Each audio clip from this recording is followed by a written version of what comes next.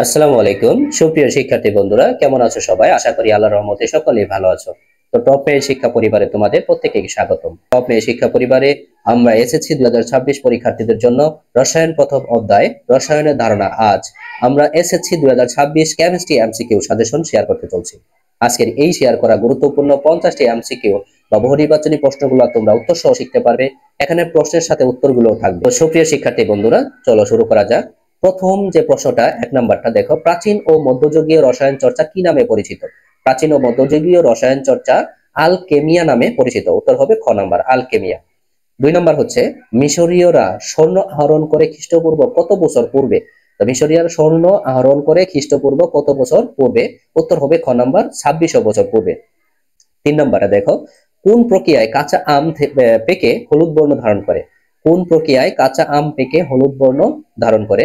উত্তর হবে গ নম্বর, জৈব রাসায়নিক প্রক্রিয়া। 4 নম্বর বলছে, সর্বপ্রথম স্বর্ণ আহরণ শুরু করে কারা? ক নাম্বার হবে মিশরীয়রা। 5 নম্বর বলছে, প্রাচীন আলকেমি কিসের জন্ম দিয়েছে? প্রাচীন আলকেমি কিসের জন্ম দিয়েছে? উত্তর হবে রসায়ন শিল্পের। 6 নম্বর বলছে, নিচের কোনটি অভিজাত ও মূল্যবান ধাতু? উত্তর হবে স্বর্ণ। 7 নম্বর, মোম হলো কি? কার্বন এবং হাইড্রোজেনের যৌগ। 8 নম্বর বলছে, লোহায় মরিচা পড়ে নিচের কোনটির উপস্থিতিতে? লোহায় মরিচা পড়ে নিচের অক্সিজেনের উপস্থিতিতে। ক নাম্বার উত্তর হবে। 9 নম্বর বলছে, দেখো, প্রাকৃতিক গ্যাস কোনটি? প্রাকৃতিক গ্যাস হচ্ছে মিথেন। 10 নম্বর বলছে, দহন কি ধরনের প্রক্রিয়া? দহন হচ্ছে রাসায়নিক প্রক্রিয়া। 11 নম্বর, কোনটি অজৈব যৌগ? উত্তর হবে গ নাম্বার, খাবার লবণ। বিশুদ্ধ পানিতে থাকে কোনটি? বিশুদ্ধ পানিতে হাইড্রোজেন এবং অক্সিজেন থাকে। গ নাম্বার উত্তর। 13 নম্বর হচ্ছে, অক্সিজেনের উৎস কোনটি? অক্সিজেনের উৎস হচ্ছে বায়ু। 14 নম্বর, তন্তু তৈরি হয় কোন প্রক্রিয়ায়? তন্তু তৈরি হয় রাসায়নিক প্রক্রিয়ায়। তন্তু তৈরি হয় কিসে? রাসায়নিক প্রক্রিয়ায়। ক নাম্বার উত্তর। 15 নম্বর হচ্ছে, উদ্ভিদ খাদ্য প্রস্তুত ও সঞ্চয় করে কোন প্রক্রিয়ায়? উত্তর হবে সালোক সংশ্লেষণ প্রক্রিয়ায় উদ্ভিদ খাদ্য প্রস্তুত করে। 16 নম্বর হচ্ছে, জমিতে রাসায়নিক সার ব্যবহারের কারণ কি? জমিতে রাসায়নিক সার ব্যবহারের কারণ হচ্ছে পুষ্টি প্রদান। 17 নম্বর, পেট্রোলিয়ামের দহন একটি কি প্রক্রিয়া? এটা হচ্ছে রাসায়নিক পরিবর্তন। 18 নম্বর প্রশ্ন হচ্ছে, অক্সিজেন, নাইট্রোজেন, কার্বন ইত্যাদি নিয়ে তৈরি কি? উত্তর হবে বাতাস। 19 নম্বর, সকল প্রাণীকুল খাদ্যের জন্য কোনটির উপর নির্ভরশীল? উত্তর হবে উদ্ভিদ। ক নাম্বার।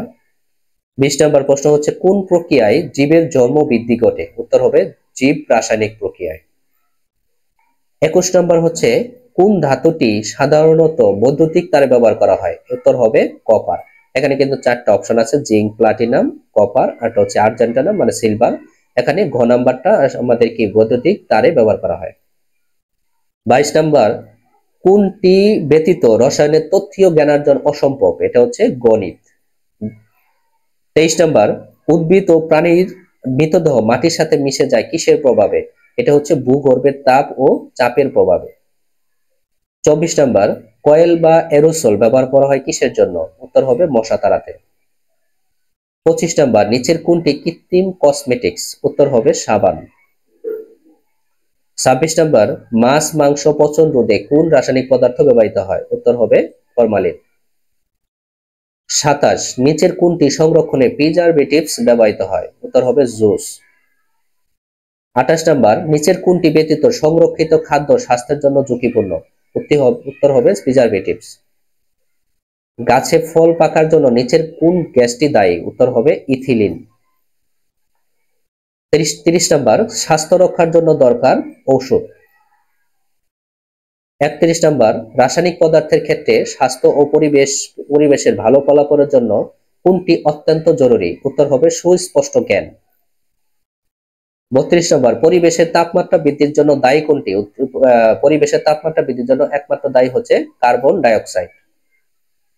33 নম্বর, কোন বিষয় সম্বন্ধে জিজ্ঞাসা কিসের রূপ নেয়? কোন বিষয় সম্বন্ধে জিজ্ঞাসা কিসের রূপ নেয়? উত্তর হবে সমস্যা চিহ্নিতকরণ। 34 নম্বর, সমস্যা চিহ্নিতকরণ অনুসন্ধান গবেষণা প্রক্রিয়ার কোন ধাপ? এটা হচ্ছে প্রথম ধাপ। 35 নম্বর, পরিকল্পনা প্রণয়ন অনুসন্ধান ও গবেষণার কততম ধাপ? এটা হচ্ছে দ্বিতীয়তম ধাপ। অনুসন্ধান ও গবেষণার বিভিন্ন ধাপে অনাকাঙ্ক্ষিত পরিস্থিতি সামাল নিতে প্রয়োজন। 36 নম্বর দেখেন, অনুসন্ধান ও গবেষণার বিভিন্ন ধাপে অনাকাঙ্ক্ষিত পরিস্থিতি সামাল দিতে প্রয়োজন কি? জ্ঞানার্জন ও দক্ষতা। 37 নম্বর, প্রাকৃতিক গ্যাস, কয়লা ও পেট্রোলিয়াম হলো কি? ঘ নাম্বার উত্তর হবে প্রাকৃতিক জ্বালানি। উত্তর কি? প্রশ্ন কি ছিল? প্রাকৃতিক গ্যাস, কয়লা ও পেট্রোলিয়াম হলো প্রাকৃতিক জ্বালানি। 38 নম্বর, অ্যানালাইসিস এর বাংলা প্রতিশব্দ কোনটি? অ্যানালাইসিস এর বাংলা প্রতিশব্দ হচ্ছে বিশ্লেষণ। গ নাম্বার উত্তর।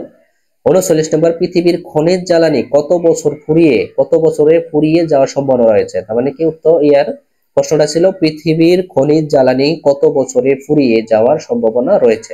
উত্তর হবে 50 বছরে। 40 নম্বর প্রশ্ন বলছে পরীক্ষণের পরিবর্তে কি করা যেতে পারে? পরীক্ষণের পরিবর্তে 40 নম্বর কি বলছে? পরীক্ষণের পরিবর্তে কি করা যেতে পারে? উত্তর হবে তথ্য উপাত্ত সংগ্রহ। 41 নাম্বারটা যদি আমরা দেখি, কিভাবে কাজের পরিকল্পনা প্রণয়নের সুবিধা হয়? উত্তর হবে ফলাফল সম্পর্কে আগাম ধারণা করতে পারলে। 42 নাম্বার, নিচের কোনটি অজৈব যৌগ? নিচের কোনটি অজৈব যৌগ? উত্তর হবে পানি। 43 নাম্বার, ত্বকে লাগলে ক্ষত সৃষ্টি করে কোনটি? ত্বকে লাগলে ক্ষত সৃষ্টি করে হচ্ছে ক্লোরিন। ক নাম্বার উত্তর। 44 নাম্বার হচ্ছে ট্রিফয়েল দ্বারা কোন প্রকার আলোক রশ্মি বোঝায়? ট্রিফয়েল দ্বারা গ নাম্বার উত্তর হবে অতিরিক্ত ক্ষতিকর রশ্মিকে বোঝায়। 45 নম্বর হচ্ছে কোন পদার্থটিকে তাপ দিলে সরাসরি গ্যাসে পরিণত হয়? উত্তর হবে ন্যাপথলিন। ন্যাপথলিনকে যদি তাপ দেওয়া হয় তাহলে এরা তরলে পরিণত না হয়ে সরাসরি গ্যাসে পরিণত হবে। 46 নম্বর দেখো কি বলছে, নিচের কোন পদার্থটি ঊর্ধ্বপাতন ঘটে? এটা হচ্ছে আয়োডিন। 47 নম্বর প্রশ্ন হলো, ভারতবর্ষে কত বছর পূর্বে কাপড়কে রং করার কাজে রাসায়নিক দ্রব্যের ব্যবহার শুরু হয়েছিল? উত্তর হবে গ নাম্বার 5000 বছর পূর্বে।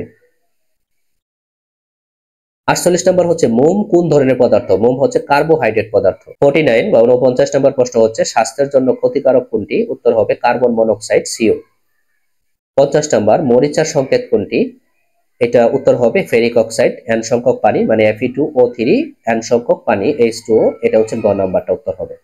তো আশা করি সুপ্রিয় শিক্ষার্থী বন্ধুরা, তোমাদের যে 50টি প্রশ্ন আমি তোমাদের শেখানোর চেষ্টা করলাম তোমরা শিখতে পেরেছো, আয়ত্ত করতে পেরেছো। আশা করি তোমরা বুঝতে পেরেছো। এরপর বুঝতে সমস্যা হলে অবশ্যই কমেন্ট করবে।